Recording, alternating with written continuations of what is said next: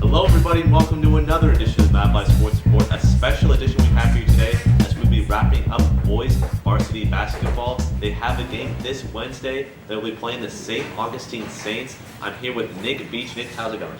I'm doing well today. How's it going, Keith? Pretty good. The varsity squad pulled off a commanding 63-49 win over the 7th-seeded Mission Bay Buccaneers last Friday night here at LCC. Connor and I were on the call, but before we get to the audio from the game, let's look at some of the stat lines.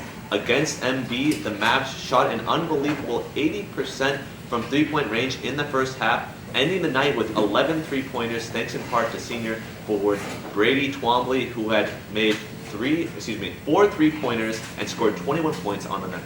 To Fuller, Travis Fuller in the corner, back to Hartman, back to McCarthy can give it to Twombly for three. Oh, right! Brady Twombly, white bomb with 5 points early.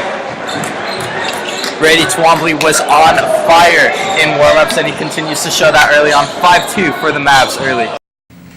Yeah, Keith, we've seen Brady Twombly week in, week out be a dominating presence on the offensive end. Against MB, we saw him once again with his three-point shooting, exactly why Northern Arizona's tried so hard to recruit him.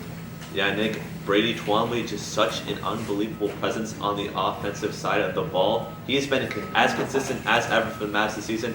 Another part of the big three, Tommy McCarthy had 14 first-half points, as well. Travis Fuller was a little bit shaky in the first half, but ended up coming through in the second half big with 11 points and a monster dunk inside. Back to the game, it's now going to be Fuller inside with the jam! Gonna need some peanut butter with that jam, folks. Travis Fuller just got two. 61-44, Travis Fuller is a beast. And while Travis Fuller was pretty quiet in the first half, we really saw what he can do in terms of rebounding and scoring in the second half, as he ended up with 13 points and 10 rebounds on the night. Nick, in terms of the rest of the game and the rest of the playoffs, what can we be seeing from Travis Fuller? Well, at 6'7", we definitely know that Fuller is going to keep getting those offensive and defensive rebounds. And I also believe he's going to shoot it well from deep as well as play well inside.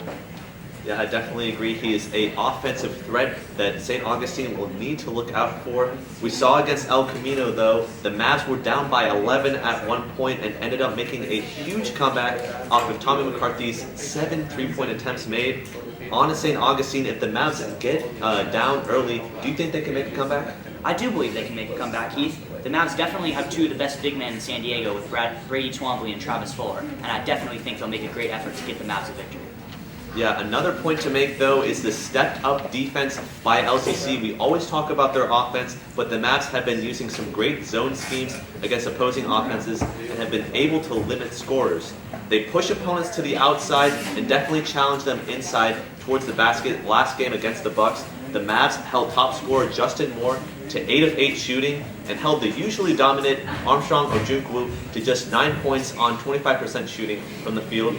I agree, Brady the White Mamba Twombly has been outstanding this season, but they're definitely going to need to step it up on the defensive side of the ball.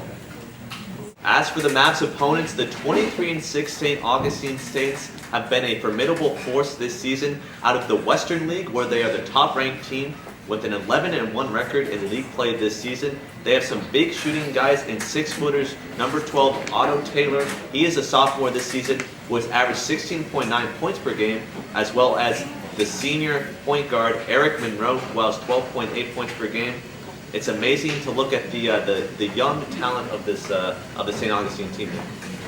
Yeah, Keith, this team has been hailed as one of the youngest in the county, but they certainly have the talent to back it up. Against San Marcos in the first round, Taylor scored 21 points and recorded 8 rebounds in the Saints' 60-45 win. He said in a recent interview with UT reporter Terry Monahan that last year's loss in the finals to LCC still hurts, and it will until we beat them. With that said, this squad is definitely looking for revenge Wednesday night. Yeah, Nick, of course, Taylor's referring to the Mavs' 62-60 win in last year's Open Division Championship. It should be an interesting matchup considering the Saints defeated the San Marcos Knights, who ended their regular season as the 4th best team in San Diego, according to the Union Tribune. The big men on campus, or rather the big men inside for St. Augustine, are 6'6" junior Daniel Lara and 6'7" freshman Tayshawn Curry. They are comparable to LCC in terms of size, but what they don't have is the experience factor. We saw just 5 of Saint Augustine's varsity players are upperclassmen. They only have 1 senior in Eric Monroe. As well, they have 6 players over 6'3" and 4 players over 6'5". Nick, what do you think size has to play in this game of basketball? I think size is a really big deal, and I think the fact that LCC has some good size is really going to help them in their matchup as well as Saint Augustine. Yeah, I think LCC's maturity and experience in the postseason should shine on through on Wednesday, but performance remains to be seen. I believe that the three-point shooting of LCC should come out against the Saints. We saw Tommy McCarthy as well as Brady Twombly really light up the three-point scoreboard last game. This season, though, the Saints have scored 473 of their points in the first quarter and definitely come out strong. 10 points more than any quarter they have played this season. I think if the Mavs can really limit the Saints out of the gate, they should see a win on Wednesday night. You talk about the offensive presence of Travis Fuller, but what do you see from this LCC team defensively? Defensively, I think they're going to play really well. They definitely got to shut down the shooter Otto Taylor and the point guard Eric Monroe. But I think the presence of Tommy McCarthy and Matt Hartman on defense is really going to be a big key all throughout the game. Yeah, Matt Hartman, you talk about him, the point guard. He's really been an unsung hero for these Mavs, going for those rebounds. He never really seems to quit on any of the plays this season. You see him going for rebounds. What is it like having him as sort of a sixth man for these Mavs? I think it's a really good thing because, like you said, he never quits. He's the hustle player. He gets key rebounds, makes key passes, makes a couple of shots here and there, plays good defense, gets steals, pretty much does it all. Yeah, we saw against Mission Bay, Matt Hartman was involved in many of the plays defensively.